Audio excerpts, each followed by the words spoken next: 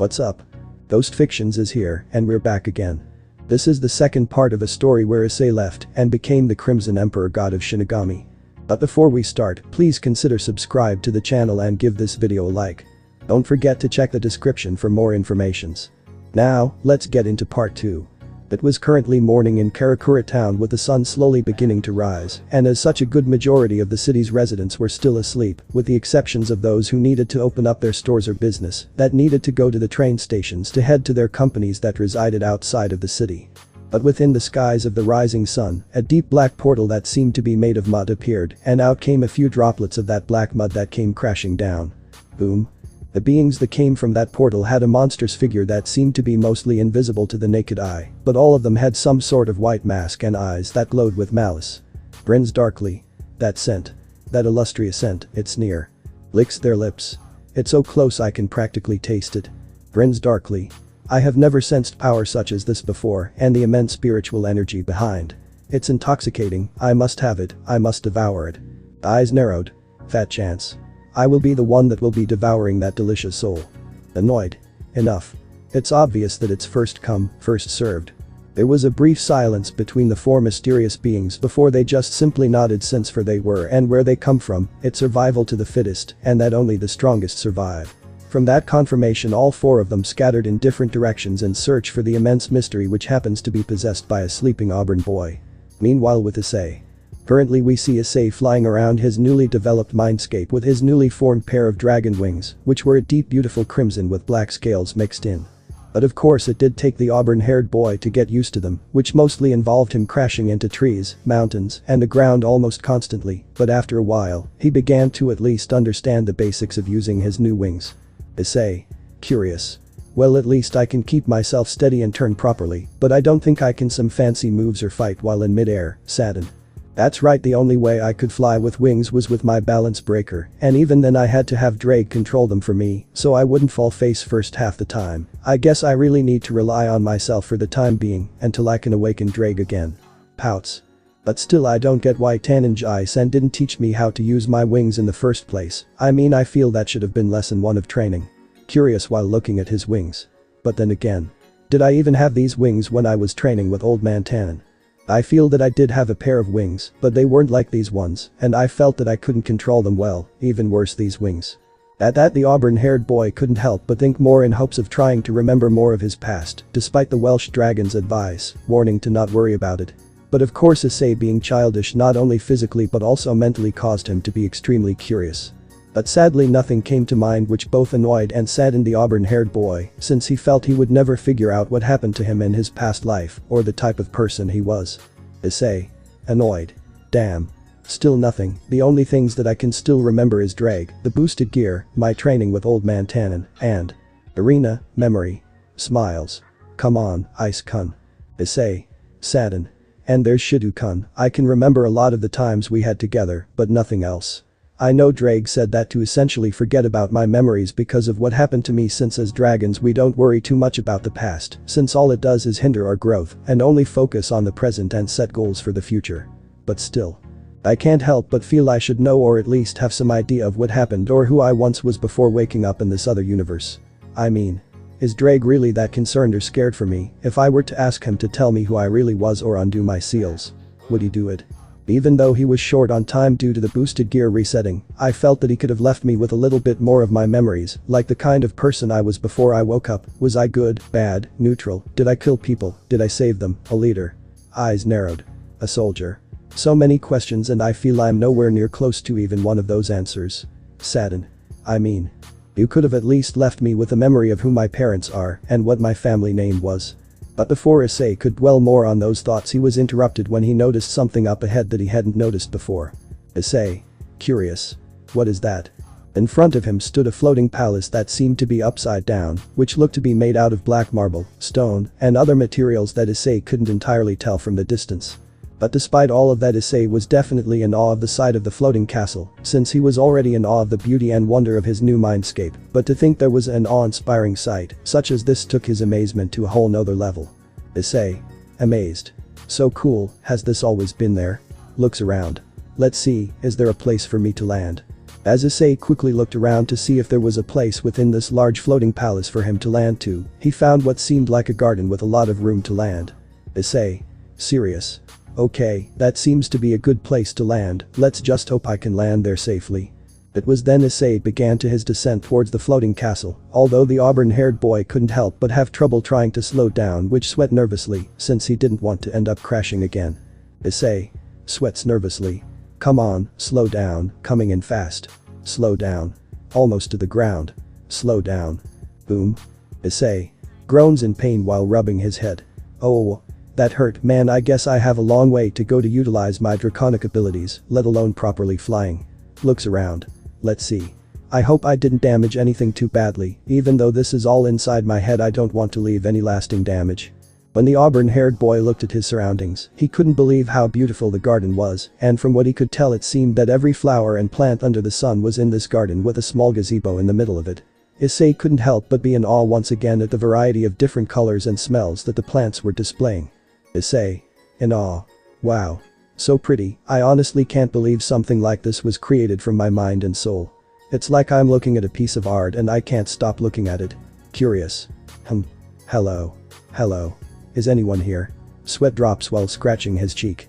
Well, I guess I shouldn't be surprised since there shouldn't be anyone in the mindscape besides me and Ddraig, but I couldn't help but feel to at least ask. Curious. But I guess there is more to this place than meets the eye, and I don't sense myself waking anytime soon, so might as well explore and see what other secrets that this new world I created.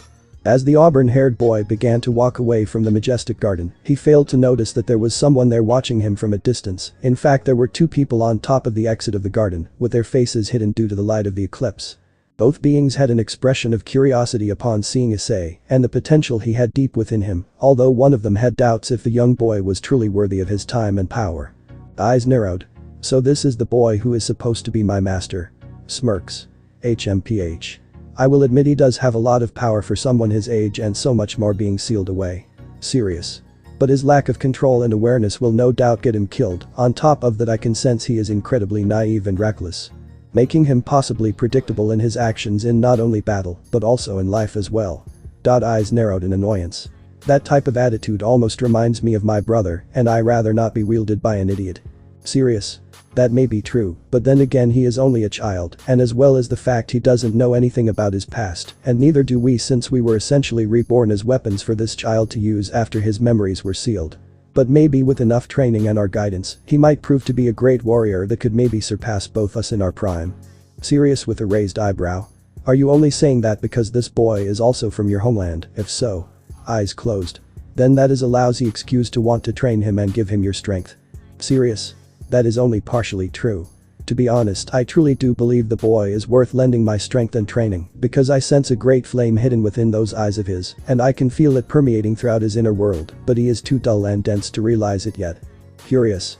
Are you talking about those types of flames that were extremely powerful back in your world? Said to be able to alter the universe itself. Serious. Yes, but different. Not only are they more powerful than those flames, but it shouldn't be possible for him to possess them, since they only originated back from my world. Eyes narrowed. The question is, how did it happen? That boy is neither linked to nor from my world. Hell, I'm pretty sure he is not related to anyone in my world, or at least to those I knew about. Serious. If I had to guess, it had to be them Jyoku's doing, similar to how it was able to summon our spirits into this world and change us to these Zanpakuto is what it's called, and that we had to help aid and serve this boy. Since the boy has a natural affinity for fire, altering it to the point that it was nearly an exact replica of those flames you speak of into him. For something like them Jyoku, it would be considered child's play. Huffs in annoyance. HMPH. I'm still pissed off at them Jyoku for forcefully summoning my spirit into this situation and become weapons for this kid, just because it feels that he could be his perfect host. Like how I'm going to play as a pawn for some object that thinks it can play God, just because it thinks it has the powers of one. If I'm following anyone's, well then it's going to be mine's. Serious. I couldn't agree with you more. I refuse to be someone else's pawn. Eyes narrowed. Never again. Smirks. That's why I say we essentially use the kid to get back at it. Curious. What are you suggesting? Smirks. HMPH. That we in a way convince the kid to reject it or possibly even destroy it. Thinking while caressing his chin. That is a possibility for us to go with. Eyes narrowed. But still, even if we were to get this boy to even surpass us in our primes, the possibility of him rejecting, let alone destroying them Gyokkou, is not in our favor. Smirks. HMPH. Not if we help him reawaken the dragon sealed away inside of him. Furious. The Welsh dragon. Grins. That kid possesses the power that is said to rival or even surpass even the gods, and combine that with the power them Gyokkou gave him, then no doubt he can do it. Serious, but the problem is that he is locked away deeply. As if he has entered a deep slumber essentially. Serious. So you are suggesting that we not only help train the boy to become stronger, but also help him unlock the power that is hidden deep away inside of him. Are you really willing to stoop that low to get back at them Gyokkou, to use a child? Serious. Are you only saying that because of the kid you essentially abandoned back in your old world, or are you just trying to see if I'm joking? Serious. Serious. Well, I'm not. What I always say is the truth, no matter how painful or horrendous it could be. That's just how I was raised. Sighs. But I do understand your concern. I find no joy in using a child to satisfy my goals, but we can't really do much of anything as sword spirits. Just like me, you don't like it when someone who thinks they are high and mighty comes around and toys with not only our lives, but the lives of others, and this boy is the key to destroying such a being. So we genuinely train the boy to the best of our ability, and the time comes he can hopefully destroy it. Serious. I see. Well, in that case I'm in, but I do say we should tell him of our plan.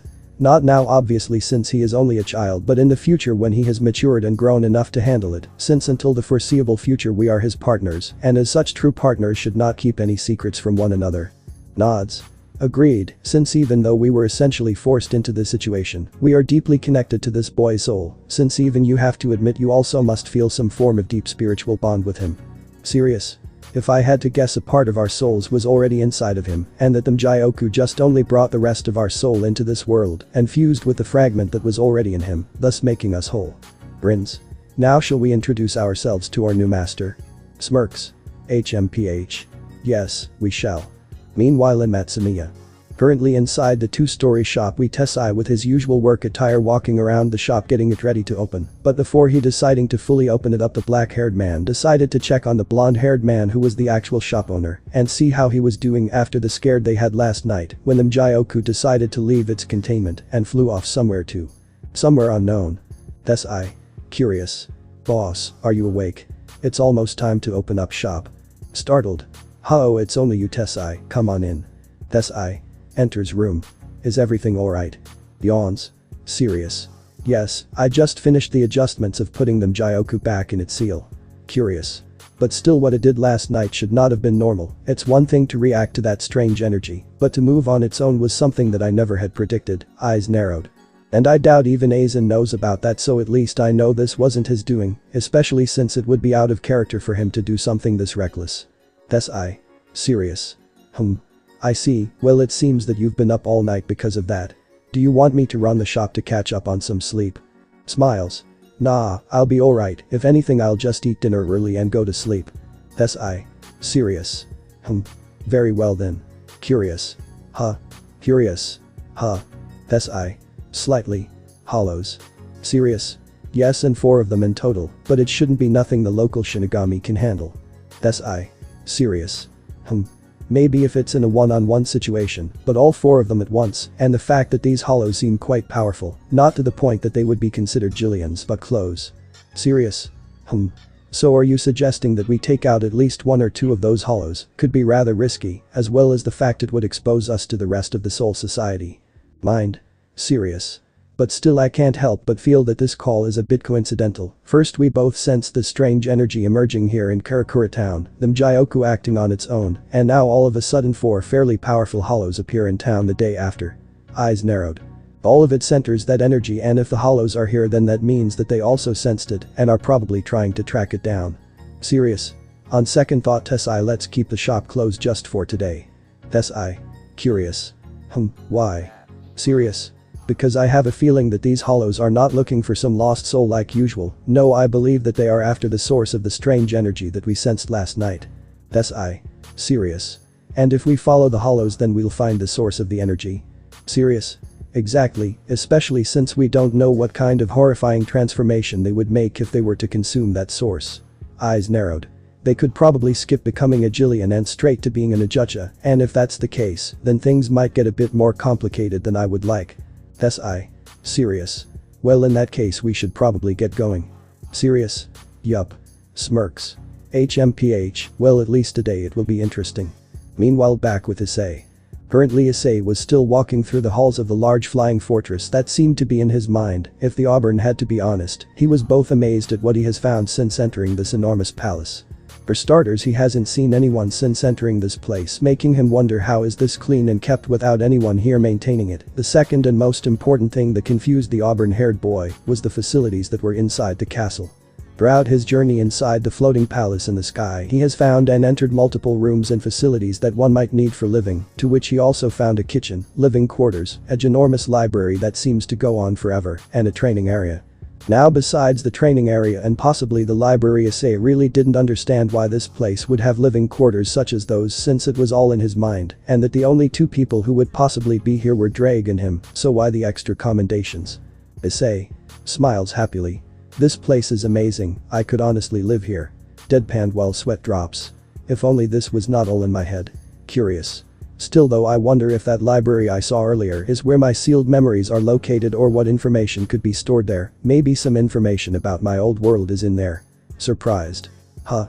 In front of the auburn-haired boy stood a fairly large door that was uniquely designed, which set apart from the rest of the doors that Issei had seen so far. Issei. Serious. If I had to guess, this door that leads to the center of this place, or since this is probably called a palace, the throne room. Sweats nervously while smirking a bit. I just hope I don't have to be forced by some sort of boss in order to claim some sort of special power in video games. But that said, Issei began to push to open the door that would normally take the strength of fully grown men, but thanks to Issei being a humanoid dragon, he was able to open the large doors with less difficulty. When the doors finally opened, what he saw was a large throne room with an open view to both the sky and the rest of the mindscape, and the back of the throne room was a statue of a large western that looked similar to Ddraig, and the throne was made out of stone and crimson red cushion. 1. But despite the amazing decor, the thing that mostly drew the young boy's attention was what was in front of the throne, to which were two katanas planted on the ground, both of them being red in color but slightly different. Issei couldn't help but feel drawn to these swords, as if they were familiar to him somehow given the different powers that they radiated. Issei. Curious. These swords, the power that they give off feels so familiar but also foreign at the same time, as if these swords were made for me.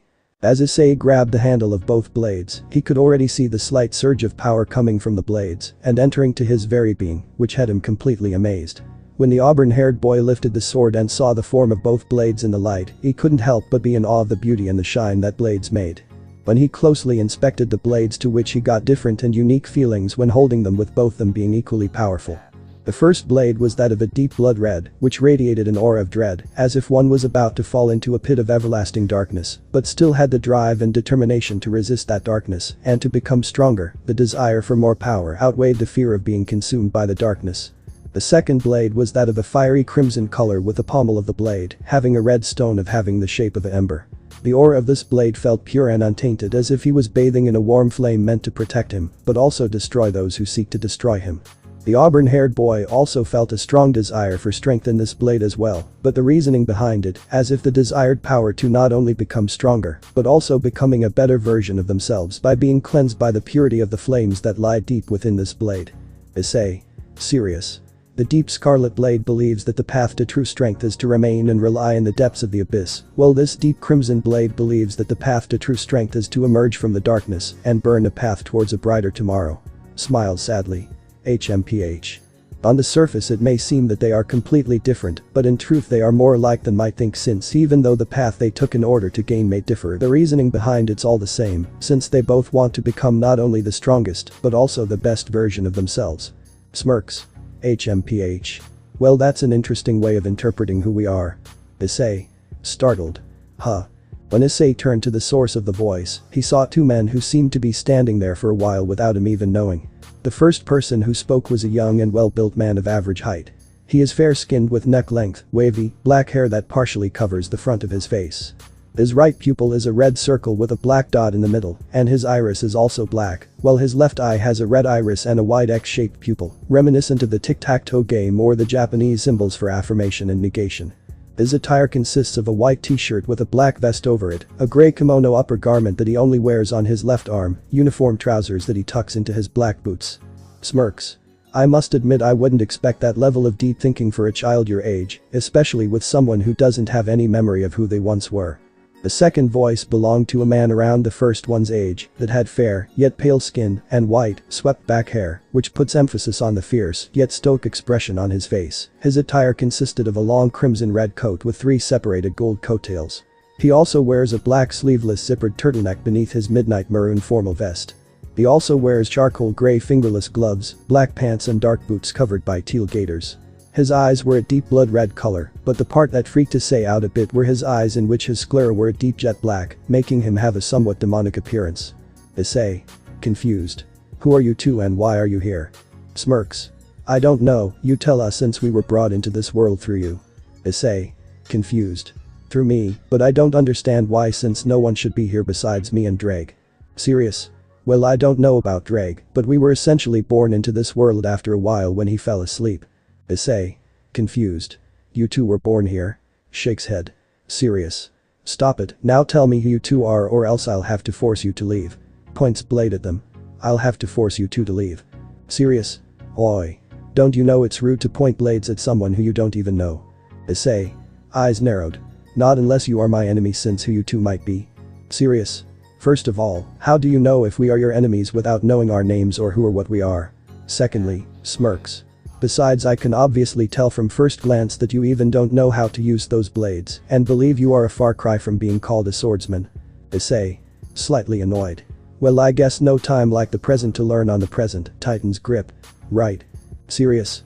HMPH. Foolishness, just utter foolishness. In that case, how about I give you a tip before you slash that sword around like an idiot? Issei. Annoyed. GRRR. What? Serious? Can you tell me the names of the 2 swords you are holding? Issei. Confused. Names. Looks at the swords. These swords have names. Serious?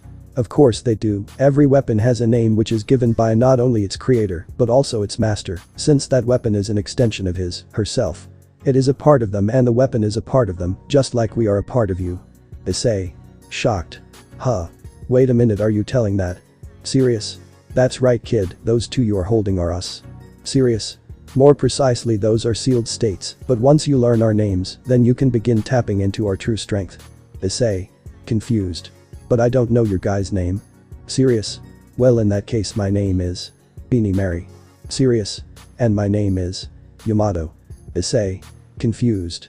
Huh? Serious? Guess he can't really hear us just yet. Curious while looking away. Serious? Well, it's too late for us to try again because they are getting closer. Issei. Confused. What do you mean, what is getting closer? Serious? Listen Issei, if you give any worth about the family that brought you here, then I suggest you leave since I believe you just might have put them in danger due to your energy. Issei. Confused. I'm putting them in danger. Serious? Yes, so hurry and wake up. But that said, the white-haired man flicked Issei's head, which caused him to disappear from his inner world. Serious? Do you think he'll survive? Eyes narrowed. He'll have no choice. Back with Issei. Issei. Eyes widen in shock. Huh? As was abruptly woke, he began to pant and breathe rapidly as he tried to collect himself from essentially being forced out of his mindscape. He looked around to see he was still in the Kurosaki clinic. Once he got his breathing under control, he closed his eyes and focused his senses to see how everyone in the house was doing, to breathe a sigh of relief that it seemed that everyone was still alive and asleep. Issei. Sighs in relief. Good. They're still okay. Curious. But what did that white-haired man mean by they were coming? Serious? It seems that your senses are indeed a bit dull, it would seem that we have our work cut out for us. Issei. Shocked. What the hell? Serious? Already forgotten my voice already, my goodness, even though you're a child, I honestly don't know how long this partnership will last. Serious? I think we have more important matters to attend to at the current moment. Issei. Confused. You two, how the hell are you both speaking when I'm even in the mindscape? Serious? Obviously through a mental link, this way we can communicate without you needing to enter the mindscape. Issei. Curious. So like when I used to talk to Ddraig. RAWWR. Issei. Startled. Huh? Upon hearing that loud echoing roar, Issei's ears perked as he turned towards the direction of the sound, and due to his enhanced hearing, the auburn-haired boy deduced that the source was still far away, but heading this way. After realizing on why the white-haired meant that something was after him, he quickly got out of the bed and opened the window to get out, but before leaving Issei looked back and thought about the Kurosakis and how kind and generous they were for taking him in only to drag danger to them and their family, to which saddened the auburn-haired boy, since he truly wanted to become a burden to them. Issei. Saddened. Thank you, Mr. and Ms. Kurosaki, your kindness truly knows no bounds, but all I did in return was cause you more trouble, and for that I hope you can forgive me. I will try my best to draw out whatever that is after me away not only from here, but everyone else in town, so that I can't get hurt because of me. Serious? We need to get going now. Issei. Nods. Right. But that said, Issei jumped out of the window and began to run far from the Kurosaki household, hoping to draw away the dangers that might have brought harm to them. Misaki and Issen's bedroom, 30 minutes later. Currently we see both Misaki and Issei sleeping soundly in their beds. All was peaceful until Misaki woke up abruptly when she felt a large amount of spiritual energy coming from outside. Misaki. Startled. All this spiritual pressure, it definitely belongs to a hollow and a few fairly powerful ones at that. Issei. Grumbles. Honey, what's wrong? Misaki. Worried. I sensed 4 powerful hollows that came into town. Issei. Curious. Are they near here? Misaki. Nods. No, they're pretty far away from us. Issei. Yawns. Well, there is nothing we can do about it, since all we can do is hope that the local Shinigami can handle them. Misaki. Worried. I suppose you are right. I'm going to check up on the kids and Issei to see how they are doing. Issei. Yawns while stretching. Yeah, I guess I'll help too. I'll take a quick shower and then afterwards check up on him as well and see how he is doing. Misaki. Nods while smiling. Alright then. After that was said, both Misaki and Issei got up from their beds and began getting dressed and ready to start the day. After Misaki went to each of her children's rooms to see that they were all sleeping soundly, to which it made her smile upon seeing how peaceful they were, she walked into the clinic that was connected to their house to see how a certain auburn boy was doing. But when she entered the room, she was surprised to see that Issei was nowhere to be found and that the window was wide open.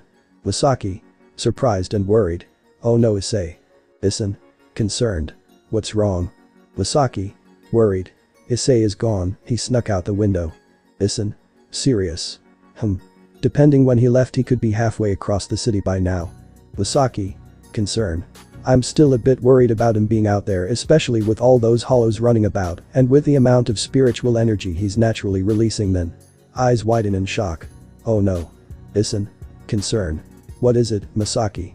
Before the brown-haired woman could respond to her husband, she began to try to locate where the auburn might have run off to through his spiritual pressure, to which thankfully to her Issei didn't know how to suppress his spiritual pressure and was able to locate where he was. But what terrified her was that the 4 hollow signatures were also following the trail. Misaki. Terrified. Oh no, the hollows. They're after Issei. Issei. Shocked. What? Misaki. Terrified. The hollows are here because they must have sensed Issei's abnormal spiritual pressure as well as his unusual energy signature, causing them to be attracted to it. Serious. I need to go after him, he needs my help because there is no way he can fight off against those hollows. Issei. Concern. Wait, Misaki, you can't, even though I have confidence that you can take them out fairly easily. I'm worried about if the Soul Society finds out that you are a Quincy and that they might kill you because of it. Maybe we should wait, since no doubt the Soul Society must have also sensed this abnormality of hollows in this area and might send more Shinigami to take care of them. Misaki. Serious. That may be true, but by the time they get here, Issei could most possibly be dead and devoured. Saddened.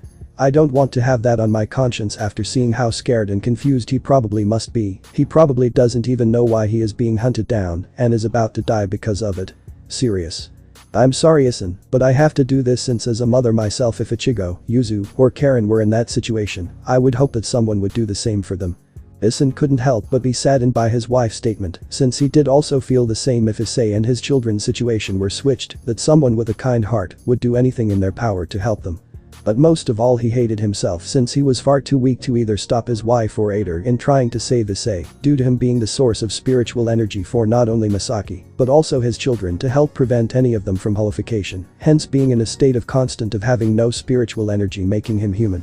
But nevertheless, he knew he couldn't stop his wife, since she did have that look on her face, saying that she would still go even if he said no, and had to have faith that she could handle herself. Issei. Sighs. Serious. I know better than to stop when you have that look in when your mind's made up, there is nothing that can stop you. Concern. But please promise me one thing. Misaki. Curious. What is it? Issei, concerned while hugging Misaki. Please come back to us alive. Misaki, surprised. Huh. Smiles softly while hugging back. Of course I will, I'm not some helpless woman you know. Issei, smiled sadly. HMPH. Believe me, I know better than anyone what kind of woman you could be, but that doesn't stop me from worrying about you. Misaki, smiled softly while cupping his cheek. I know, but I promise you that I will come back alive and with Issei, okay?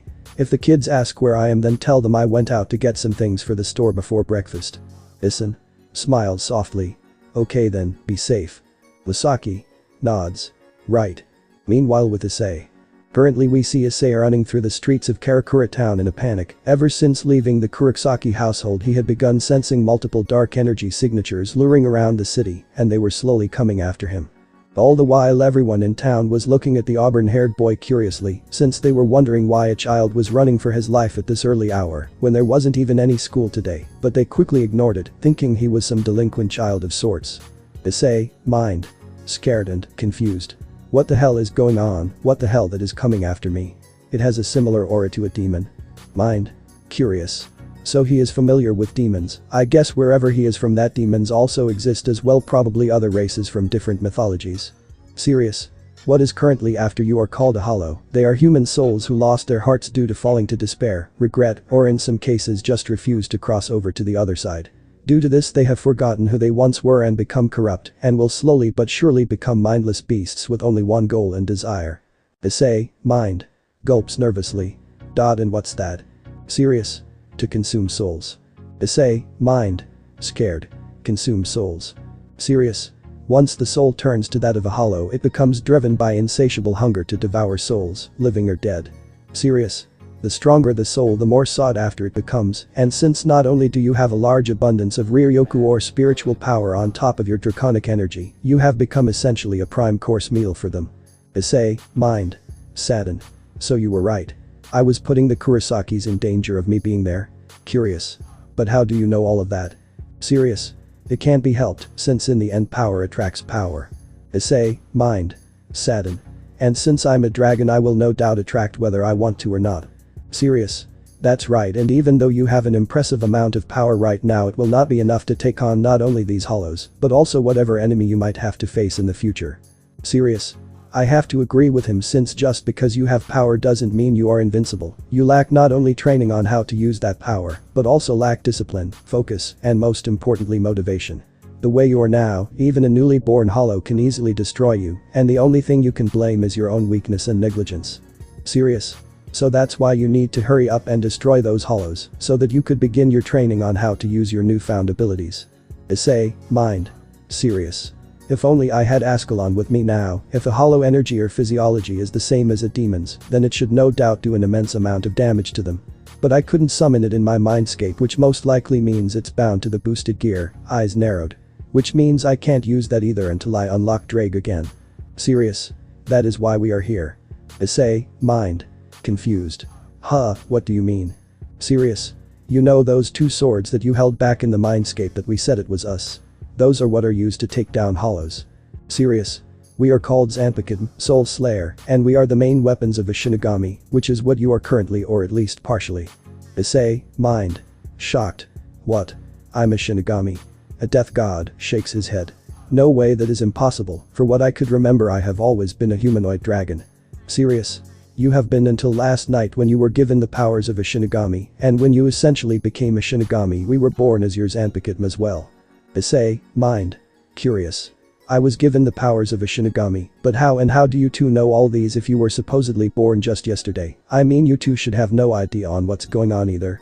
Serious. That is mostly because we are not like other Zanpakutos, but to answer your question on how we know these things. That is a story if you somehow manage to survive today. Issei, mind. Serious. RAWWR. Issei. Startled. Huh. When Issei turned to the source the sound that he saw horrified him. What he saw was a gigantic humanoid-looking monster, with its skin being as black as night and a hole in its chest, but what really got Issei's attention was its face. Its face was that of a white mask in the shape of what seemed to be cannibalistic deer, and it had glowing red eyes. Ear hollow. Serious. Found you. Issei, mind. Scared shitless. Is that a hollow? Serious. Yes, and a fairly powerful one as well. Issei, mind. Scared and confused. How come no one else can see or hear him? Why isn't anyone panicking? Serious. Because normal humans cannot see spirits, let alone hear them. Only supernatural beings like you or humans born with a higher percentage of spiritual energy can't see them. Issei was about to say something else. The hollow in question cocked back his fist and aimed right for the auburn-haired boy, to which he quickly dodged the incoming attack. Boom. When Issei saw where the fist landed, he saw a fairly large crater was made by the hollow. He noticed how everyone did indeed were shocked about the random crater on the ground, but couldn't tell where it came from. Issei, mind. Shocked and confused. So even though they can't be seen or heard, they could interact with the living world. How the hell is that fair? The hollow grins. You won't get away from me, my delicious prey. Issei, mind. Nervous. Crap, if only I had the boosted gear, then someone like me wouldn't be such a big deal. But even if I did, I can't fight this thing in the middle of this crowd, or else reveal the supernatural to the people of this universe. I need to lead him away from here and… Startled. Huh. Before Issei could even think about moving, he sensed another coming right at him, which was in the form of spit that was coming at him like speeding bullet. Thankfully for Issei's quick reflexes and desire to not to be killed, he was able to dodge it at the nick of time. When the auburn saw where the attack was, he was shocked to see above the first hollow was a bat-like creature with large wings and a hole in its chest as well as a long tail, although compared to the first hollow, it was a quarter of the first one size. That hollow. Annoyed. Damn, I missed it. Dear hollow. Annoyed. What the hell are you doing here? I was here first. That hollow. Grins darkly. I came here to eat the same as you. Dear hollow. Annoyed. That doesn't answer my question, I told you I was first. That hollow. Grins darkly. You act like we actually agreed being first come first served. You know better, this would all out royal hell. I can sense one of them is already having trouble dealing with someone, making it easier for me to claim my meal. Dear hollow. Enraged. Bastard. Serious? Quickly while they are distracted, make a run for it. Issei, mind. Nods. Right. But that Issei began to run away from the hollows as to help to draw the danger away from the civilians, but unfortunately for the auburn-haired boy, it didn't take long for the hollows to realize that their meal was getting away. Hollows? Serious? Hey, get back here. Issei, mind. Serious? Crap, I was hoping that they would bicker for a little bit longer so that I could at least be in a secluded area. Eyes narrowed. If only it wasn't in the middle of the day, then I could use my wings and fly away and fight them off with my full abilities. As if the auburn-haired boy's prayers were answered, he became surrounded by a red and black mist which confused him greatly, but after a few seconds he wore the new fitted school uniform. Issei currently wore a vibrant red sleeved jacket with two long thin tails hanging from the back. Under it is a black shirt with 3 red belts and also several belts covering his right arm. He wears a pair of black gloves. He also wore a black hakama and steel-toed red boots. He also noticed that he had 2 katanas sheathed and strapped to the left side of his body. Upon seeing the new attire, Issei was in both awe and amazement, since he didn't know exactly what he did in order for his new attire and weapons to appear. If he was being honest, he felt and looked like he could be an anime hero of sorts. But as he was so engrossed in sudden change that he didn't notice him running into someone. Thump. Issei. Groans. Crap. Concern. Sir, are you okay? Random person. Groans in pain. What the hell just hit me? Issei. Confused. Sir, are you okay? Random person. Looks around confused. There's nothing there. Issei. Confused. Huh. Waves hand in front of him. What do you mean, sir? I'm right here. But no matter what Issei did, the random man could not see or hear him, which greatly confused the auburn-haired boy since he didn't know what was happening. But unfortunately he didn't have the time to sit down and figure it out, as he could hear the 2 hollows from earlier giving chase after him. Rumble. Issei. Startled. Huh. You're hollow. Serious? Come back here, little soul. That hollow. Serious? Your soul will have an appetite for the ages. Issei. Panics. Crap. Hollows. Serious? You will not get away from us. Issei. Mind. Confused. What the hell is going on? Where did this outfit come from, and why didn't man see or hear me? Serious? It seems that you are wearing your Shinigami attire. Issei. Mind. Confused. My Shinigami attire? Nods. That is correct, what you are wearing is more or less the standard uniform of a Shinigami. But it seems that it's obvious that your uniform is different from that normal Shinigami, in which it has more of a modern look to it. Serious? But in any case, when you have this on, you essentially become a pseudo-spiritual being, essentially, in which you should be practically invisible to most normal humans. Not only that, but you probably haven't noticed that when in this state you could also summon your Zanpakuto as well. As Issei slightly unsheathed the blades he had on his side, he did recognize that these were the same twin red blades from his mindscape. This did relieve the auburn-haired boy since at least he had a way to defend himself, as well as hopefully take down the hollows for good. Issei. Serious. Okay, cool, but I still can't risk fighting both of them here around all these people. Curious. But if no one can see or hear me. Smirks. Then in that case. With the idea in mind, Issei decided to summon his dragon wings, which not only worked, but also seemed to essentially phase through his undershirt and jacket. As the auburn took flight, he noticed how no one was shocked or terrified about his wings or taking flight, which meant his idea worked. Issei. Smirks. Alright, it worked. Looks back at the hollows. Alright, you freaks, catch me if you can. Hollow 1 and 2. Serious. Get back here. Mind. Eyes narrowed. That kid's somewhat cocky attitude is worrisome, since in a battle where the opponent is obviously more experienced and stronger than him, it would cost him his life.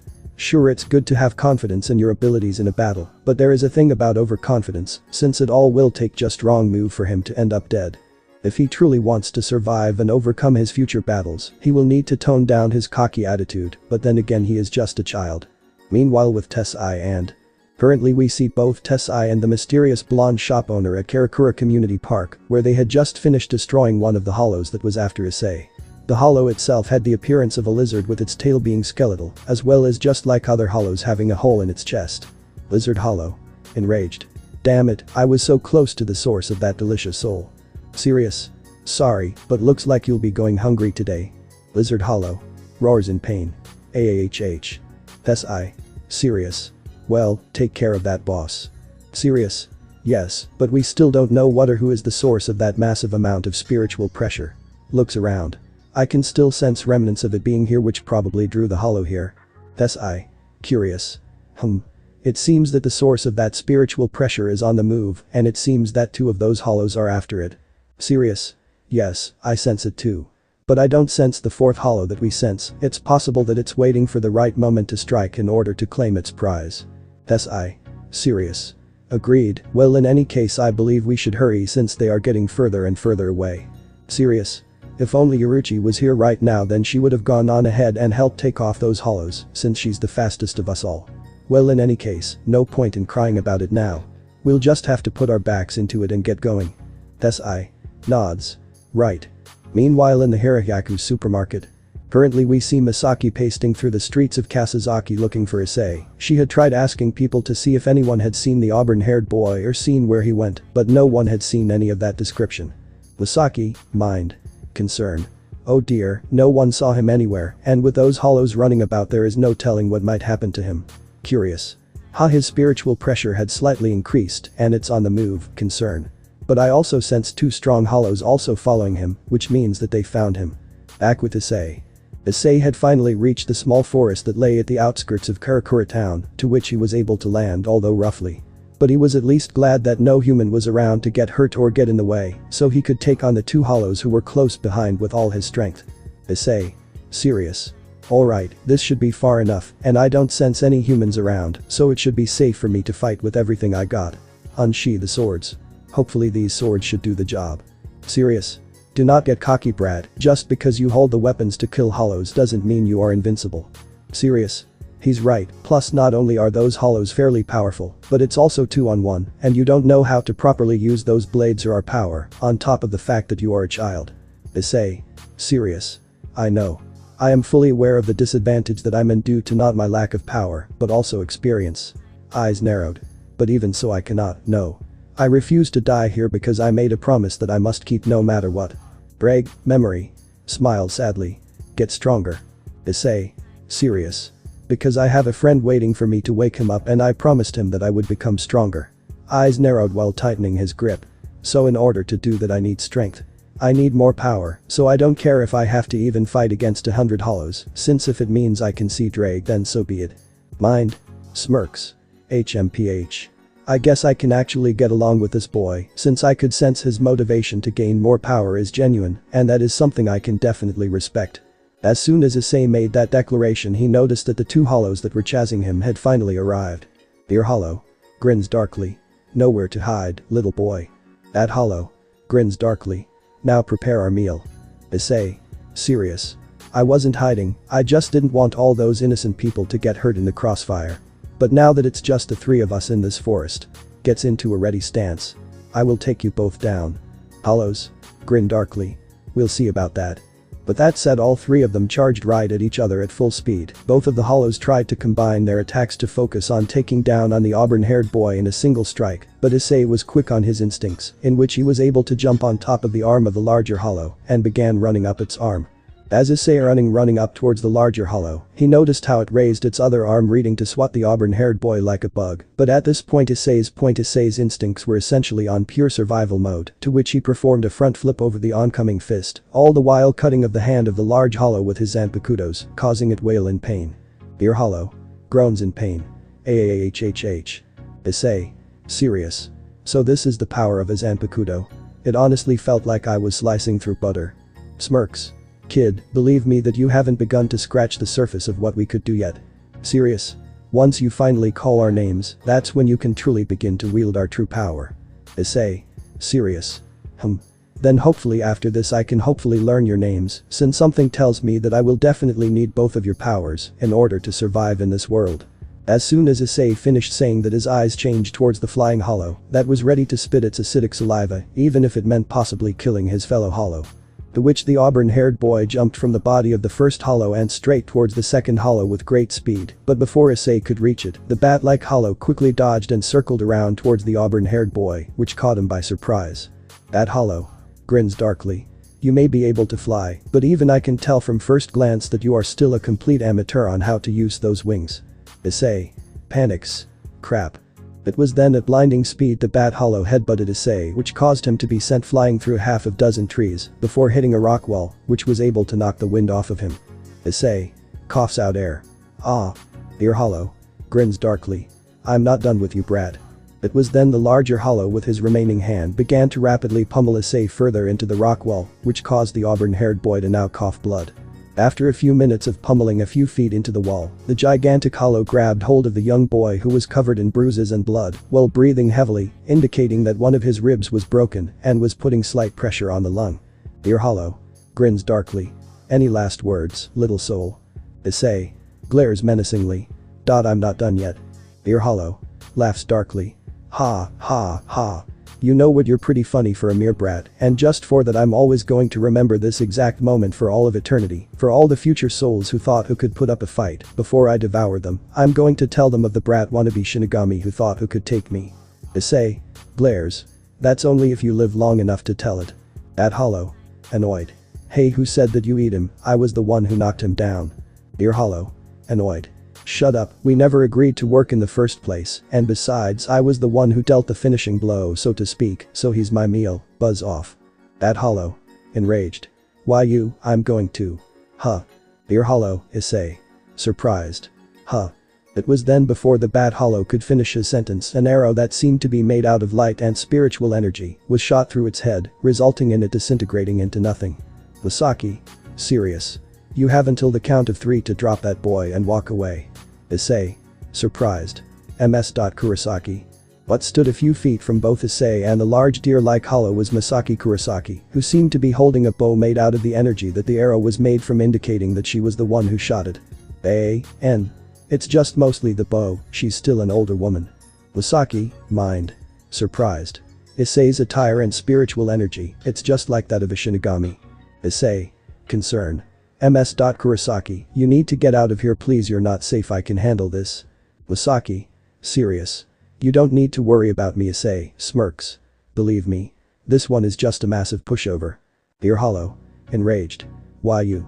Throws Issei to the side. I'll devour your soul and spit you right out. Issei. Coughs out blood. Blurg. Wasaki. Concern. Issei. Serious while coughing out more blood. You need to run Kurosaki, this hollow is after me. Wasaki. Mind. Serious. Just as I thought, these hollows are here because of Issei's immense spiritual energy. As soon as Masaki finished those thoughts, a giant black fist was heading right towards her, to which it ended with the hollow's fist colliding on the ground, causing a fairly large shock wave and the ground to break. Issei then shedded tears as he saw Masaki being killed in front of him. He blamed himself since he was the reason behind her death, since the hollows were after him. Issei. Sheds tears. I'm sorry, Ms. Kurosaki. I'm so sorry, this is all my fault, I didn't want you to get involved, but now you're dead because of me, since those hollows were after me. Misaki. Smiles. Now who said I was dead? Issei. Surprised. Huh. When Issei looked up to where the source of the voice came to see Misaki up in the air levitating with barely a scratch to her. This of course made Issei relieved, since now at least he knew that the woman who took him into her home was not dead after. Issei. Relieved. Thank goodness that you're alive. Misaki. Smiles warmly. My, it seems that I might have gotten a little bit rusty due to being a housewife, since a slow punch like that wouldn't be able to hit me. Ear hollow. Glares. Do not get cocky, human. Just because you were able to dodge just one blow from me doesn't mean you've won. Misaki. Smiles softly while turning towards Issei. Ice-kun, you just stay right there, okay? Once I take care of him I'll take you back home to get you all patched up, all the while you explain who you really are. Issei. Concern. Please, Ms. Kurosaki, let me help you. Misaki. Smiles softly. I'll be fine, Ice-kun, just sit tight, okay? Startled. Huh. It was then a volley of white spikes were shot up towards Misaki, who thankfully was able to dodge it in time due to her being a bit more on guard. When Issei and Misaki saw where the spikes came from, they saw that the gigantic deer hollow was growing spikes from not only its antlers, but also its back. Issei. Eyes narrowed. So he had another trick like that up his sleeve. Serious? All hollows do not only come in all shapes and sizes, but also an ability as well, which will correspond from the remnants of their rotten soul. During the journey of yours, you will no doubt encounter hollows with abilities that will no doubt put you on the edge. Serious? Thankfully this hollow's ability seems to be purely projectile, but although. Issei. Curious. Although what? Serious? Since that woman is also mainly a projectile user, it could result in a stalemate.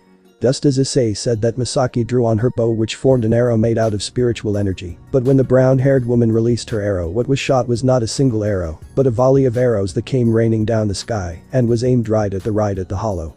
The auburn-haired was definitely amazed, since he could definitely sense the amount of power that was used in that attack, which he could tell from first glance that could definitely take him out if he was the one receiving those arrows. Issei. Mind. Amazed. Whoa.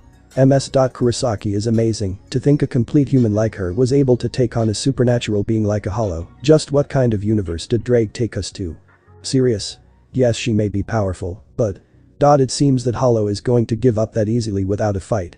When smoke finally cleared, what they saw, the hollow was still alive, though fairly damaged. It was still obvious to an experienced fighter that the hollow could still put up a decent fight. Misaki. Mind. Serious?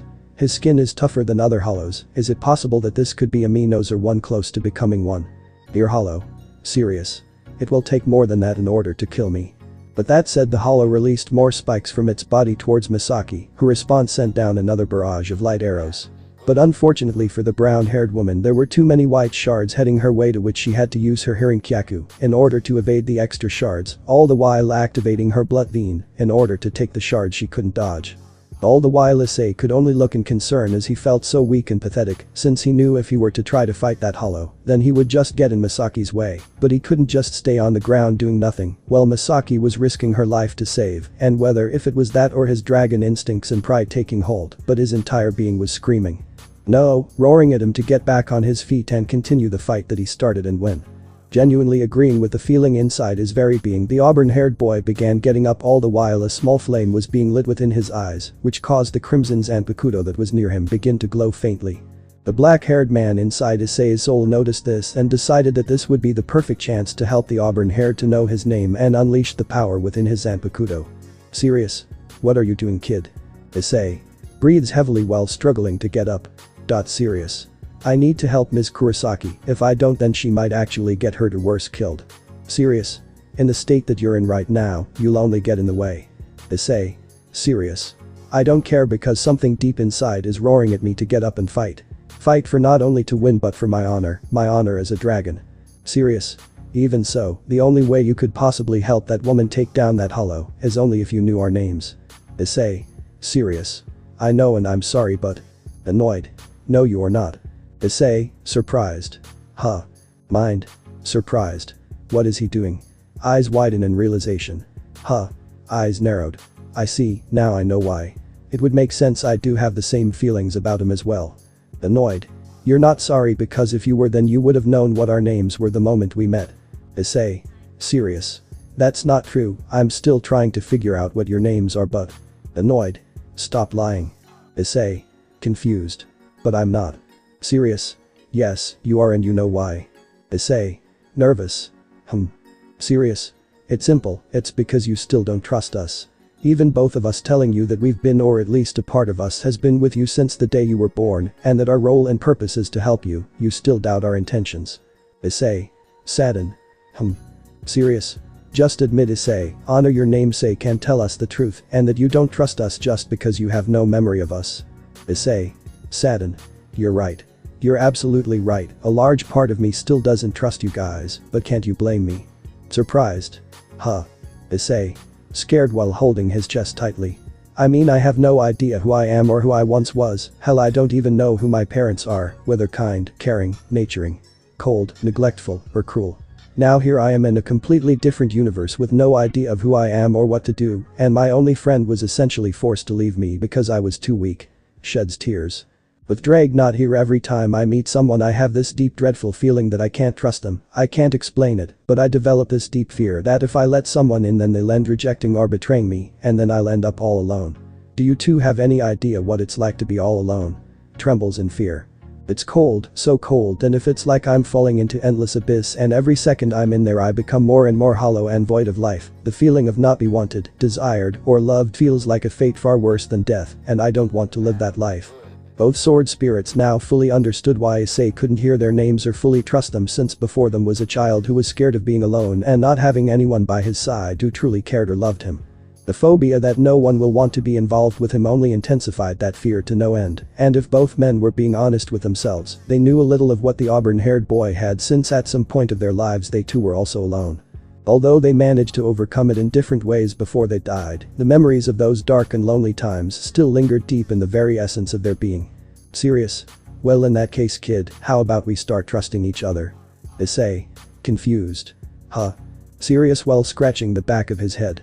Look, you're right, you don't have a solid reason to trust us, and if either one of us was in your position, then we would act in a similar manner. Despite us technically being with you since the day you were born, we are just in the dark of who you once were and the life you lived.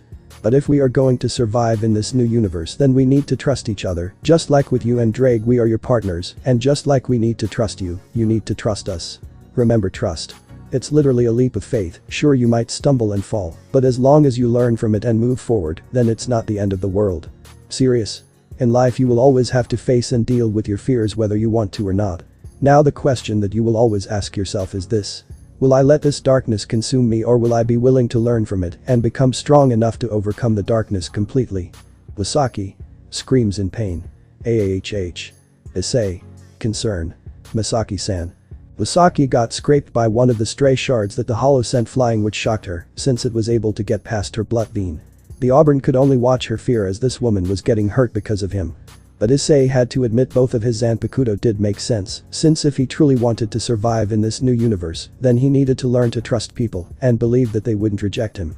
Just like the white-haired man told him, he will no doubt have to face his fears one day and learn to embrace the darkness and conquer it. With his resolve solidified and his soul beginning to be lit of a blaze, the auburn-haired boy tightened his fists and decided to ask the black-haired man that was inside his soul what he needed to do. Issei. Serious? Before I do this I just need to ask you one last thing. Can I truly trust you? Serious? Smirks.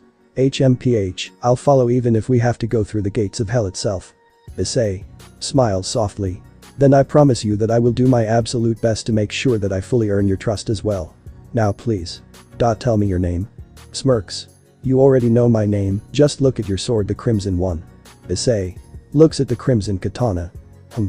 Serious? That sword was forged from the very confines of your soul, and I represent your undying fiery determination, your resolve, and your blazing fury. Now look into that blade with the crimson fire that is in your eyes and cry out my name. As Issei looked into the crimson blade, he was still amazed that despite being on the ground and being hit by rocks and covered in dirt, it still showed a beautiful shine, in which he could see his reflection as clear as day. Just like black-haired man said, there was definitely fire within his eyes. They were beautiful, passionate, powerful, and most of all, pure. There were pure flames within Issei's eyes. As he stared into the blade, the reflection changed into the man with black hair that was inside his soul, and upon seeing his eyes, Issei finally understood who that man's name was. Issei. Serious? I see. eyes closed. So that is your name. Misaki was currently still fighting against the hollow, although she was not losing. The fact she was still stuck in a stalemate meant that it was now a battle of endurance, which meant whoever was out of energy was the winner. Right now she was nearing the losing end since it seems that the hollow didn't seem to be losing any stamina anytime soon, whether it truly had that much spiritual energy, or if that hollow's desire to consume Issei was just that great that it was going on by pure will was anyone's guess. Dear hollow grins darkly. You're looking like a pretty exhausted woman, ready to give up because I am not. Soon I will have both you and that boy as my meal, and I will be one step closer to becoming a vast lord. Misaki, mind. Shocked. Now it makes sense, so that's why they are after Issei and why this hollow seems so powerful. They believe that by consuming Issei's soul, they could reach the rank of a Judges or even vast lord. Eyes narrowed. Which makes it more imperative to destroy this hollow and protect Issei, since if any hollow were to get his hands on him, then there will be no telling how powerful a hollow could be. Misaki, dear hollow. Surprised. Huh. Both Misaki and the deer hollow momentarily stopped their battle as they felt the sudden change in enormous spiritual energy that was located near them. Who they saw that was the source of the spiritual energy was Issei. Both of them could feel the auburn-haired boy's spiritual pressure rising as it became visible to the naked eye. The color of his spiritual pressure was that of a deep crimson, but the part freaked both Misaki and the deer hollow was that the way his spiritual energy was taking shape. It was as if he was on fire, which became slightly more apparent when Misaki saw how the ground around Issei was being burned to ashes. Deer hollow. Horrified. What the hell is this spiritual pressure? Misaki. Shocked. Issei. Issei. Serious while holding out his hand. Now come to me, my blade. With that command, the crimson katana began to glow a deep fiery crimson and levitated slightly before flying right towards Issei's hand, which shocked both Misaki and the deer, since no Zanpakuto has ever reacted in such a way before. Issei. Serious. Before there was creation there was only destruction, now come forth in a blazing virtue. Roars with fury. Benimaru. Finally being able to say the name of one of his Zanpakuto, the crimson now known as Benimaru, was lit ablaze before the flames consumed Issei completely in a small whirlpool of crimson flames, to which Misaki had to admit were indeed quite beautiful. But after a few moments the flames died down. What stood was Issei, but he no longer was holding his katana, but instead he wore two crimson draconic gauntlets and greaves that were embedded with amber-colored jewels, which resemble the color of his eyes. Upon seeing the gauntlets, Issei couldn't help but have a nostalgic smile, since it felt like he was using the boosted gear again, which meant fighting alongside his best friend and partner Ddraig again. Issei, mind. Smiles fondly. So this is your true form. Benimaru. Benimaru. Smirks. Yes it is, which is perfect because I am always the type of person to settle things with my fists. Issei, mind. Smirks while tightening his fists. HMPH. Well, what do you know? Gets into a battle stance.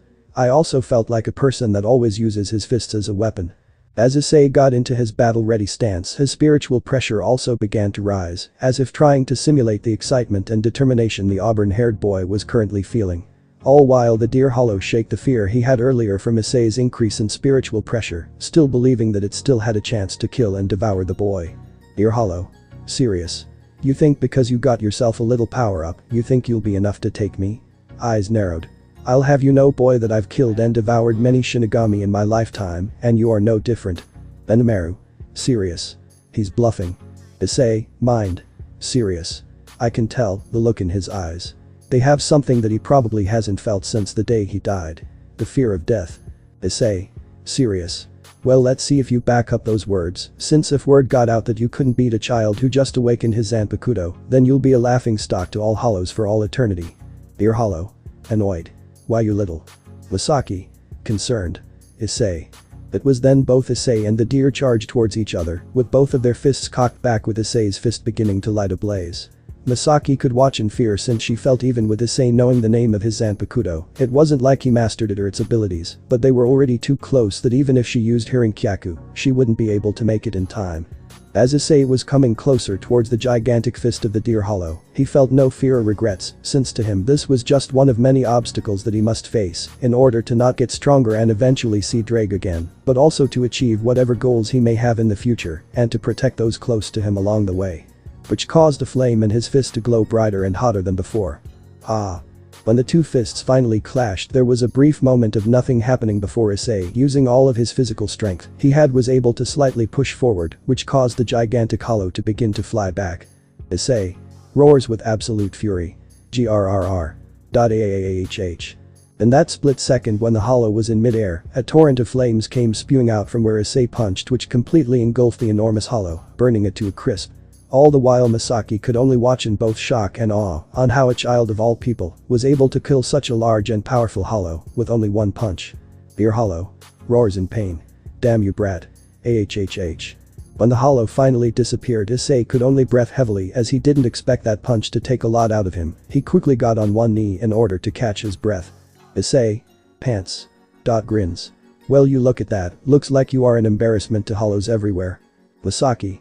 Concerned. Issei. Issei. Curious. Huh? Issei then saw Misaki running towards him with a concerned expression visible on her face. The Auburn did feel a little bad, since it was only natural for a mother to care about the well-being of a child, even if in this instance the child was not a biological one. Given the scare he might have given her when he snuck out, it was only natural. When the brown-haired woman reached Issei, she grabbed him by the shoulders to see if there were any serious injuries, since she saw he was pretty beat up from the deer hollow. Misaki. Concerned. Issei, are you okay? Issei. Grunts in pain. Pretty beat up for the most part, but believe me, I should be fine, since this is nothing compared to the training I had to go through. Misaki. Confused. Training, does this mean you have your memories back? Issei. Nods. No, my training was just only the few things I actually still remember. Misaki. Curious. Then can you at least tell me the person who trained you? Maybe if we find out who he is we can find him or her, and they could help you restore your lost memories. Issei. Sadden. Well, you see, that would be a good idea, but I'm afraid you wouldn't be able to find him, and even then he wouldn't be able to restore my lost memories. Misaki. Curious. Why is that? Issei. Sadden. When Misaki looked at Issei's face, she could tell that a part of him was still unwilling to tell her everything about him. But whether it was woman's intuition or her instincts as a mother, she could tell that part of the reason why Issei wouldn't tell her is due to fear, but what the fear was she wasn't sure. But nevertheless, she was going to take the auburn-haired boy home and was going to get her answers. Misaki. Sighs. Well, whatever the case may be, I'm taking you to come get your injuries looked at, and you are going to tell me everything about you. Issei. Sadden. But I can't, don't you see? These hollows only came because they were after me. As long as I'm around, everyone around me will be in danger. I don't want you or your family to be put in danger. I'm sorry, but it's best that you just forget about me and go on with your life and be there for your family. Misaki. Concern. Issei. Issei. Sheds tears. Goodbye, Ms. Kurosaki. Surprised. Huh. Before Issei knew what was happening, he was wrapped in Misaki's arms in a tight hug, never wanting to let go, and when the auburn-haired boy looked back, he saw that Misaki had a soft smile adorn her face, which felt as warm and radiant as the sun itself. Issei. Surprised. Ms. Kurosaki. Misaki. Smiled softly. Then I'll just have to protect you. Issei. Shocked. What? Struggles. No, you can't. Powerful you may be, you can't take on every hollow that comes after, and given what I am, more and more powerful will eventually show up, and when that happens not even you will be able to stop. Besides, I can take care of myself, and believe me when I say that I'm stronger than I look. Misaki. Serious. Even if that is true, you are still just a child, and as a mother myself I cannot let you go around unsupervised. I cannot in good conscience allow you to live off the land, so that's why I'm going to take you back home, and you are going to live with me and my family. Issei. Shocked. Are you insane? If you do that then you'll just put your family in constant danger. Are you really willing to risk that over me? Misaki. Serious. Smiled softly. You won't put my family in any danger, that is for sure, since I can tell you wouldn't do something like that, and also I believe if my children were in the same situation as you, wouldn't you want to do everything in your power to make sure they were safe and happy? Issei didn't know what to say, since once again this woman was willing to take him in, despite still knowing nothing about him, even at least knowing the possibility that she and her family might be under. She was still willing to risk it if it meant he would be okay. Even though Large still held the fear of being rejected, especially if Misaki were to find out who he wasn't human, a small part of him felt happy and joy that she was willing to take the chance to accept him. Issei. Smiled sadly. HMPH. You truly are a strange one to be willing to accept a child who is not even your own into your house when you don't know who or what they are. Misaki. Smiled softly.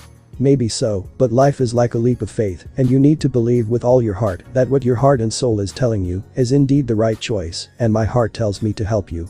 Issei. Smiles weakly. I see. To be honest, I've been getting that a lot today, about being willing to trust people and taking that leap of faith. Maybe I should start doing that. If so, if you'll be willing to take me then I have no choice but to accept, and besides something tells me that you'll just end dragging me back, even if I still say no. Misaki smiles softly. Let's go home, Ice. Grins darkly. How very touching. Issei, Misaki. Surprised. Huh. When both Issei and Misaki looked to where the source of the voice came from, what they saw was a hollow that was about half the size of the deer hollow. The hollow itself looked like that of a two-headed dragon, with one being black and the other being completely white with the hole being in the middle. It had two large wings that represented the color of each head and a tail. At first glance both Issei and Misaki could tell that this hollow was definitely stronger than the deer hollow, not by much, but with that small difference, and both of them using quite a bit of their spiritual energy, it wouldn't be easy for them to defeat it. Dragon Hollow grins darkly. I knew that once those three idiots were done weakening you, it would be easy for me to swoop in and devour your soul, and now as an added bonus I can devour the soul of a Quincy, haven't had that in a while. Issei confused. Quincy. Misaki serious. It's talking about me, I'm a Quincy. Issei surprised. Huh. Dragon Hollow grins darkly. Well then, enough for play. Time to eat. But that said, the Dragon Hollow then began to charge downward towards Issei and Misaki, and not wanting another Hollow's meal, the auburn-haired boy with both of his fists tightening, and with Benmaru still active, jumped upwards, meeting the Dragon Hollow head-on. Misaki concerned. Issei serious with his fist cocked back. I'm getting tired of being a meal to some dead spirit. Issei's fists began to ignite once again as he got closer towards the Dragon Hollow, and once Issei was in range, he delivered a punch right at the Hollow's chest, to which, just like with the Deer Hollow, a large torrent of flames came erupting from the point of contact which engulfed the Dragon Hollow. Once the flames died down and the area was covered in smoke, Issei then began to breathe a sigh of relief that was over quickly. Issei sighs. Good. It's done. Dragon Hollow grins darkly. Or is it now? Issei shocked. Huh. It was then the smoke that once covered the area quickly dispersed, which revealed the Dragon Hollow barely harmed, although with a few burned marks on its body. Issei shocked. What the hell, I put everything I had into that punch, and he practically shoved it off like it was nothing. Benmaru serious. It's fair to say that this one is not like its friends, you should be careful. Issei, something tells me that he might have a trick or two up his sleeve. Issei mind nods. Right. But before acting on his next move, the Dragon Hollow, using its tail, smacked Issei on his stomach, causing him to send flying. Upon seeing this, Misaki quickly drew out her bow once again and began firing at the hollow. Unfortunately, it just swatted the arrows away with its wings. Misaki glares in annoyance. Damn, this one is obviously stronger than the others. Is this one truly an Ajucha? As Issei was still being sent flying due to the Dragon Hollow's attack, he decided to release his own wings to help to slow down and stop the momentum and help even out the playing field. Upon seeing the large crimson-red dragon wings, Misaki was indeed shocked, since she couldn't believe what she was seeing. Misaki shocked. Issei has wings and they look similar to those hollows, just what are you, Issei? Dragon Hollow laughs darkly. My, well, this is certainly a surprise to think I would meet a Shinigami that is also of another race, and I must say I do feel a sense of familiarity with you. Issei serious. We are not the same, believe me, in all honesty you are just a pale imitation of the real thing. You never a real dragon like me. Misaki mind shocked. Did he say dragon? Is that what Issei is and why he was hesitant on coming with me? Dragon Hollow grins darkly. Well, let us see who is more powerful, the original or the so-called fake, shall we? Issei eyes narrowed. Glady. But that both beings began clashing with one another for dominance. All the while, Misaki could only watch in both shock and awe at the battle that was being waged. Meanwhile, with Issei and currently we see both Issei and the blonde-haired man rushing towards Issei and Misaki's location. After they killed the Lizard Hollow, they quickly followed the source of Issei's spiritual pressure. While on the way, they sensed the presence of the Deer Hollow and Misaki, as well as their battle, which resulted with Issei being the victor. Issei curious. This change in spiritual pressure. Serious? Yes, if I had to guess it is at least on par with a low-tier lieutenant class Shinigami, which no doubt the Sekiryūtei might have sent out other Shinigami, including possibly a captain, to come investigate. Which makes it more imperative to find out who is the cause of this spiritual pressure, as well this strange energy, since we can't allow Aizen to get his hands on it by any means. Issei nods. Agreed, but this new presence that I sense. Serious? Yes, so the final hollow has finally appeared, and it's strong. Stronger than the other hollows that we sensed, which could mean that its aminos are more likely an Ajucha, giving us all the more reason to hurry before the other Shinigami arrive. Issei. Nods. Back with Issei. The clash between Issei and the Dragon Hollow was still ongoing with neither one gaining the upper hand, but even though the auburn-haired boy had finally learned the name of one of his Zanpakuto, it didn't do much good at the current moment, since it's not like he knew the other possible abilities or attacks that Benimaru had within him, but then again, he had just unlocked it, so it was expected. But at the very least he was still able to do some damage towards the hollow, despite taking some heavy damage himself, but the main question was how long could either take before admitting defeat or die. Issei breathes heavily. Serious. I'm not gonna give up. Dragon Hollow pants. Grins darkly. I must admit, I haven't had this much of a challenge in centuries, and I have fought many powerful Shinigami, Quincy, and Hollows alike. But you are different. Not only are you a genuine dragon, but a child no less. Makes me wonder just what kind of monster you'll become in the future. Issei pants. Grins savagely. Key. I have to say you're not half bad either, HMPH, I guess my draconic blood is really starting to act up, since a small part of me must admit I really do enjoy this little fight we're having. Dragon Hollow grins savagely. Agreed, but you and I both that this little dance of ours must come to an end. Issei smirks. Agreed. Misaki mind. Shocked. Are they really going to end it with one final attack? So much has happened today alone, with Issei not being a Shinigami, but also a dragon on top of that. Concern. There's also the way he is acting right now, how he is actually enjoying the fight even though he's injured. Ice, just what is going on with you?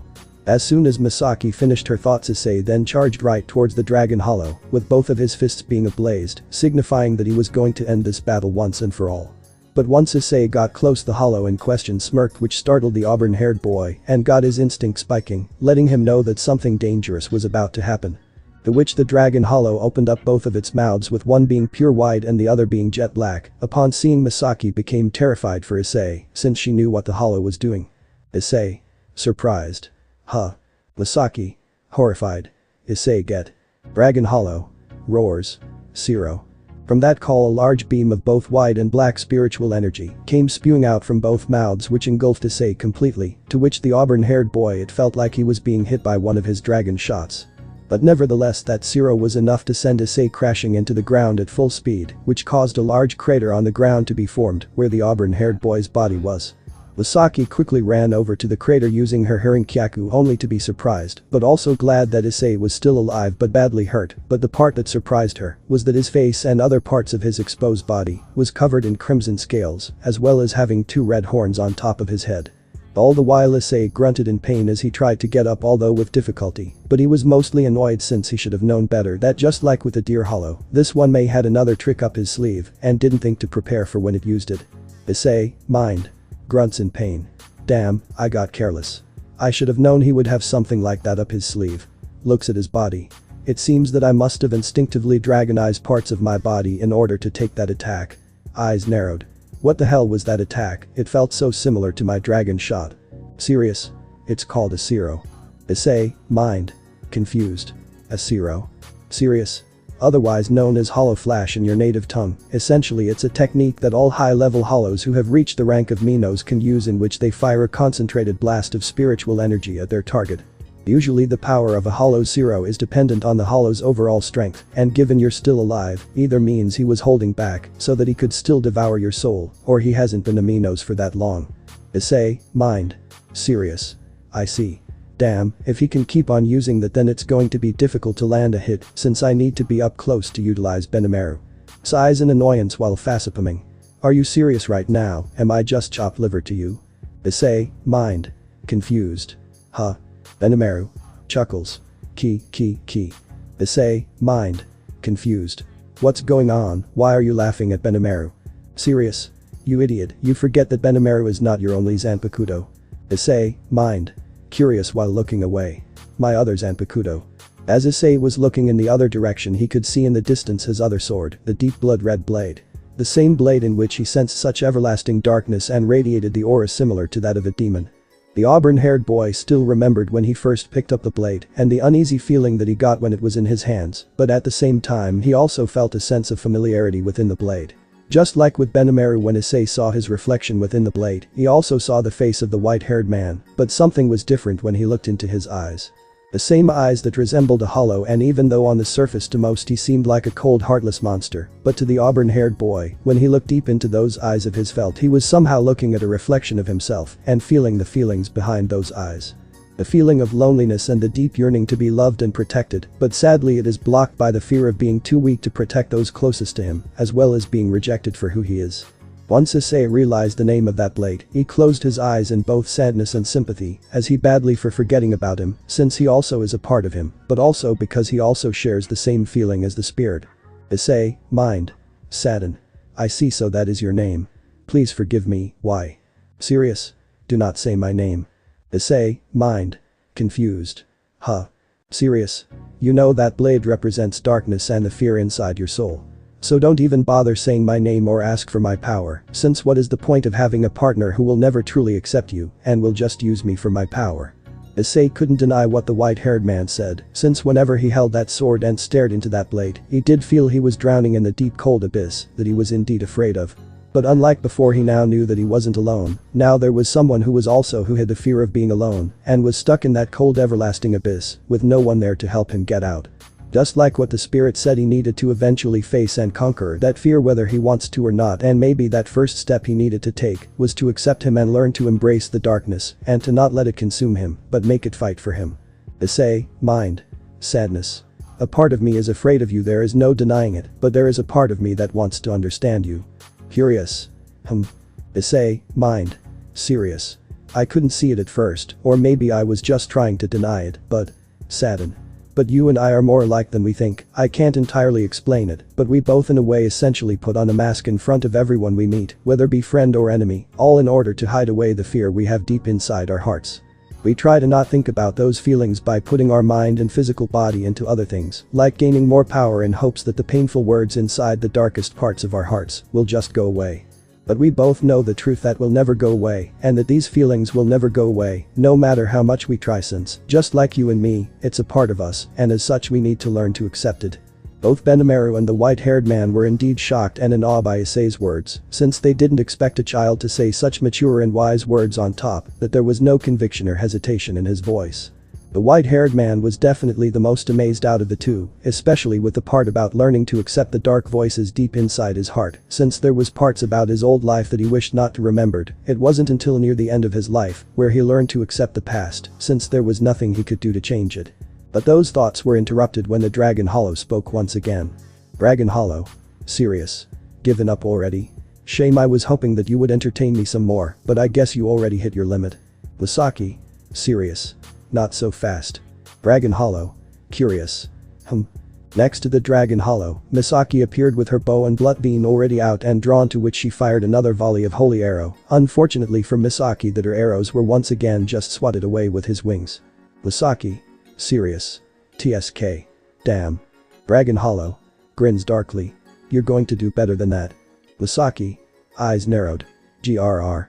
As Issei could only watch as Misaki relentlessly fought against a Dragon Hollow all on her own, he, although with great difficulty, got up from the rubble, ignoring all the pain that coursing through his body, since he knew Misaki would not last long all by herself. But in order to truly help her and end this battle once and for all, he needed to call out the name of his other Zanpakuto. Issei, mind. Serious? So please, I beg you, lend me your power so that I not only end this battle, but so that I can begin to move forward. Smirks. HMPH. What are you willing to sacrifice? Issei, mind. Confused. Sacrifice, what do you mean? Smirks. There is no such thing as free power, everything has a price. So tell me, Issei, just what are you willing to sacrifice in order to gain the power needed to win? Issei, mind. Smirks. HMPH. It doesn't matter to me. Ever since I woke up in this strange new universe, the only thing I desired was to gain more power, because the more power I obtain, the sooner I can see Ddraig again. So I don't care what I have to give up, since it means that I can see my friend again and possibly protect anyone I care about. Then I'll even gladly give up whatever humanity that I have left, anything to protect them. Mind. Smirks.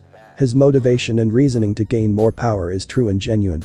I believe we are going to get along just fine, Issei. Smirks. HMPH. Very well then, call out my name and show me your motivation. Issei. Smirks. Glady. As the battle between Misaki and the Dragon Hollow went on, both of them were in a constant stalemate, with neither one gaining the upper hand, although unfortunately with Misaki, she was almost out of spiritual due to her fight with the Deer Hollow. She was nearing her limit, to which it went unnoticed by the Hollow, who chuckled darkly at the brown-haired woman's situation. Dragon Hollow chuckles darkly. Seems you're running out of spirit energy. I guess those idiots were useful after all. Licks lips. You'll be a fine appetizer since Quincy's have become such a rare delight nowadays. Misaki mind. Annoyed while panting. Hate to admit it, but he's right. Having that foolish standoff with the Deer Hollow took a lot of my spiritual energy, and if it wasn't for Issei stepping in, then I would have been completely out of spirit energy by now. On top of the fact that this Hollow not only has tougher skin, but no doubt on par with a Captain Class Shinigami. Misaki, Dragon Hollow. Surprised. Huh. Misaki, mind. Curious and confused. Again. Eyes narrowed. No, something is different about it this time. Scared. Issei's spiritual pressure feels dark and empty, like an empty void ready to swallow everything and turn it into nothing. Dragon Hollow. Shocked. What is this spiritual pressure? What they saw was Issei standing in the middle of the crater that he formed when the Dragon Hollow blasted him with his Zero. He had already disabled Benimaru, to which it returned to its sealed state and was already in his scabbard. But the part that terrified both Misaki and the Dragon Hollow was the color and nature of Issei's spiritual pressure, to which it became a chaotic but calm mixture of blood red and jet black. When they saw the expression on Issei's face, he didn't show any form of emotion, he was just calm. Deadly calm, which added more to the fear factor for both of them. But it was then they were startled out of their thoughts when the auburn-haired spoke in a calm and deadly cold tone, which would have sent chills to the deadliest killers. Issei. Calm while holding out his hand. Now come to me, my faithful blade. Just like with Benimaru, the deep blood red blade glowed with the same blood red and jet black spiritual energy before flying over right into Issei's hand, to which he got into a Aijutsu stance and thus began to call out the name of his second Zanpakuto. Issei. Calm. Before there was light there was only the void, and as such all things must return the void, now slay all. Yamato. But that call, a swirling cocoon of that same blood red and jet black spiritual energy engulfed and surrounded Issei. Just like with his first Zanpakuto's release, the cocoon lasted for only a few moments until it dispersed, and what Issei held in his hand was a beautiful jet black blade with a line going through the middle that glowed blood red and was brimming with both spiritual energy. But that wasn't even the most terrifying part, since when Issei opened his left eye was now blood red and his sclera became pitch black, giving him the appearance of him becoming a hollow himself. Dragon Hollow. Shocked. So you're also a hollow. Issei. Serious. Covers his left eye. Honestly, I really don't know who or what I am right now, nor do I care, since all I care about is being rid of you once and for all. Misaki. Mind. Shocked. He even sounds like a hollow. Oh no, was he truly infected by a hollow before waking up? Dragon Hollow. Grins darkly. We'll see about that. Here I come. Issei. Serious. Foolishness. As the Dragon Hollow flew closer to Issei, the auburn-haired boy got into a stance before covering his blade in darkness, to which he raised a sword over his head, as if preparing to slice down an enemy. As the Dragon Hollow grinned larger in excitement, he increased his speed to the point he was almost at arm's reach of Issei, but before making contact the auburn boy said his final words to the Hollow, which caused it to widen his eyes in both shock and fear. Issei. Serious. Goodbye. Dragon Hollow. Shocked. Huh. But that said, Issei brought down his blade, which not only caused a large wave of darkness that was able to appear, which sliced the Hollow in two along with the terrain, but it also warped their dimension that they are currently in, which shocked even Misaki, since she had never seen anything like it before. When it was done, Issei began placing Yamato back into its scabbard, but not before saying his final thoughts about the battle he just ended. Issei. Serious. May you not only become stronger but also wiser in the next life, until we meet again. Pling. But the sword finally back in its scabbard, Yamato reverted back to its sealed state and Issei's left returned to normal. But at the same time the auburn-haired boy almost immediately fell on one knee, panting heavily since that last attack used up all of his spiritual energy, which resulted in his attire reverting back to normal, as well as his draconic features receding. Upon seeing the state, the auburn-haired boy Misaki quickly ran over to him to see if he was okay. Misaki. Concern. Issei, are you okay? Issei. Breathes heavily. Smiles softly. I'm fine, just exhausted is all. Misaki. Concern. Sighs. Thank goodness. Serious. Let's get you back home. No doubt all this fighting and clash of spiritual pressure has caught the attention of other Soul Reapers and that they'll be here soon, so we need to get out of here as fast as possible. Smiles. My. I must say that was interesting indeed. Issei, Misaki. Surprised. Huh. Standing in front of them was a tall, lean man with light skin and gray eyes. His hair is messy and light blonde, with strands framing the sides of the face and hanging between his eyes, and he has chin stubble. He wears a dark green samu. Over this, he wears a black haori, which sports a white diamond pattern along its bottom half. He wears traditional Japanese wooden sandals and a striped dark green and white bucket hat. Next to him was a tall, muscular, lightly tan-skinned man. His hair is cornrowed, and he has a large handlebar mustache, which is connected to his long sideburns. He wears a pair of rectangular-shaped glasses. His attire consists of a white muscle shirt with regular pants and a blue apron. Upon seeing the blonde-haired Misaki was surprised since she could have sworn she had seen that man before. Issei. Confused. Who are you people and what are you doing here? Misaki. Curious. Wait a minute, I've seen you before, haven't I? Smiles. Yes, you have. It's been 10 years give or take since we bumped into each other, hasn't it, Misaki? The names are Yurihara, Kisuke, and I'm actually a good acquaintance of your husband. Misaki. Surprised. Wait a minute, does that mean you're also a Shinigami? Kisuke. Smiles. Yes, and believe it or not, I was the one who helped Issei with the problem with holification all those years ago. Misaki. Serious. I see. But just like Issei said, what are you doing here? Kisuke. Mind. Curious. So that's the kid's name, eh? Kisuke. Smiles. I came to lend a helping hand, believe me, we tried to get her as soon as we could, but of course we had to deal with another hollow on the way here. But when we arrived it seemed that the kid had already got it all under control, which I gotta say was quite impressive. Issei. Annoyed. Really would have been nice if you had jumped in and helped. Sighs in annoyance. But I guess if you didn't, who knows how long before I could learn the names of my Zanpakuto. Kisuke. Smiles. See, everything worked out okay in the end. Serious. But if I'm being honest, we need to hurry and get out of here because like Misaki, no doubt the Soul Society has already sent out Shinigami to investigate the surge of spiritual pressure as well as the strange energy that I'm currently sensing in you. Issei. Mind. Curious. Soul Society. Issei. Serious. How can we trust you? I mean, you just admitted that you're a Shinigami, so what's to say that you'll just turn me over to them? Kisuke. Smiles. My, you're pretty smart for a boy your age. I can respect that, but worry that you can trust since technically me and Tessai here are not technically on good terms with the Soul Society and the Shinigami, so technically we are risking our necks to help you. If you cooperate and come with us, I cannot help you suppress your energy so that you don't stick out like a sore thumb, but teach you on how to control it, so what do you say? Issei. Serious. Benimaru. Serious. I say you take his offer, Issei. I don't sense any deceit from him.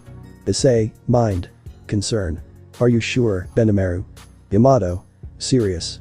I also agree with Benimaru since right now your spirit energy is regenerating at a rapid rate which is probably unheard of and we are trying our best to suppress, but even with both of us combined, it may not be enough.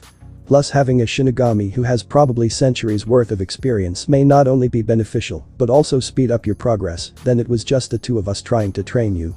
Issei. Mind. Serious. I see. Issei. Serious. Very well, I'll take up on your offer. Kisuke. Smiles. Great, now then let's get out of here, shall we, and don't worry Misaki, I'll give Issei a call as soon as we get back to let him know where you are and that you're alright. Misaki. Nods. Thank you. But that the four individuals made their way out of the forest and back to Kisuke's shop, in which they learn partially of who Issei is, but also how his new powers came to be. But nevertheless the auburn-haired boy will look back on this day, since this will officially be the start of his new adventure here in this new world, but also the birth of his new title. The Crimson Shinigami. Well, that's it guys. We've reached the latest chapter. Until the author add more chapters, take care.